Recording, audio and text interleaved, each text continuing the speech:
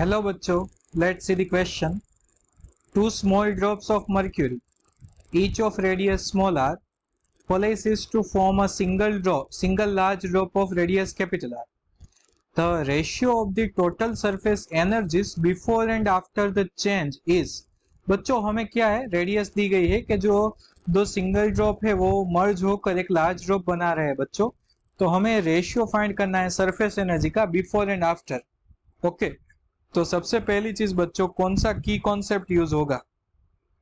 तो यहां पर बच्चों जो की कॉन्सेप्ट यूज होगा वो है surface tension and surface energy. Clear, ये कॉन्सेप्ट हम यूज करेंगे, surface tension and surface energy. Surface tension का फॉर्मूला क्या होता है बच्चों. तो सरफेस टेंशन जो है S इज इक्वल टू यह आ जाता है F/L.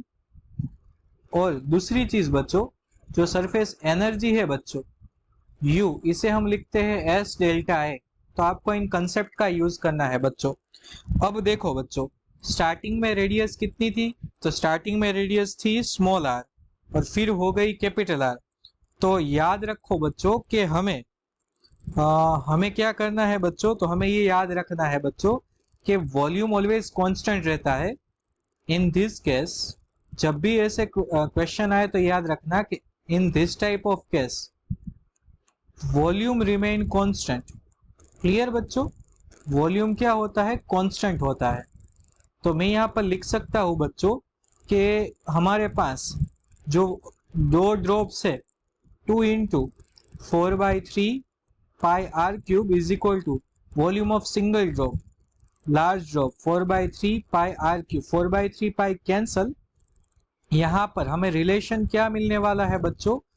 तो रिलेशन कुछ इस तरह से मिलेगा, r is equal to 2⁻³ into small r. Clear बच्चों, ये रिजल्ट आपको याद रखना है, रिजल्ट नंबर 1. अब आपको क्या करना है बच्चों कि एनर्जी का रेशियो लेना है बच्चों. किसका रेशियो लेना है, एनर्जी का. तो मैं यहाँ पर लिखता हूं बच्चों कि ratio of energies then U1 divide by U2. क्या आ जाएगा, U1 डिवाइड बाय U2. पहले दो ड्रॉप्स थे बच्चों और जिनकी रेडियस थी R, मतलब कि एरिया हो गया 4πr² और इनटू S. हमने कौन सा फॉर्मूला यूज किया है बच्चों, ये वाला. क्लियर. और दूसरी चीज बच्चों U2 के लिए सिंगल ड्रॉप है 4πr². क्लियर बच्चों. और ये यहाँ पर कितना आ जाएगा, तो ये आ जाएगा S कैंसल, 4π कैंसल. देन यहाँ पर क्या आ जाएगा बच्चों, तो U1 divide by U2 is equal to 2 into r/r. क्या आ जाएगा यहाँ पर, r/r का स्क्वायर. देन हियर 2 इंटू, हम यहाँ पर r एज इट इज रखेंगे और इक्वेशन 1 पर से r की जगह क्या लिखेंगे बच्चों, तो 2⁻³ इंटू r. क्लियर. और यहाँ पर क्या आ जाएगा बच्चों, इसका स्क्वायर. ओके बच्चों.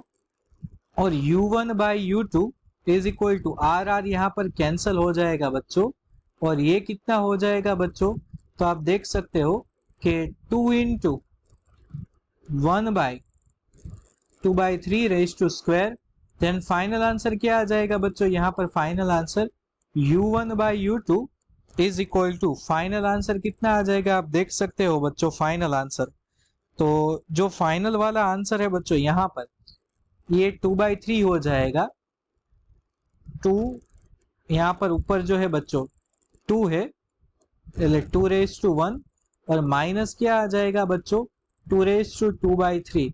तो फाइनल आंसर आ जाएगा 2⁻1/3.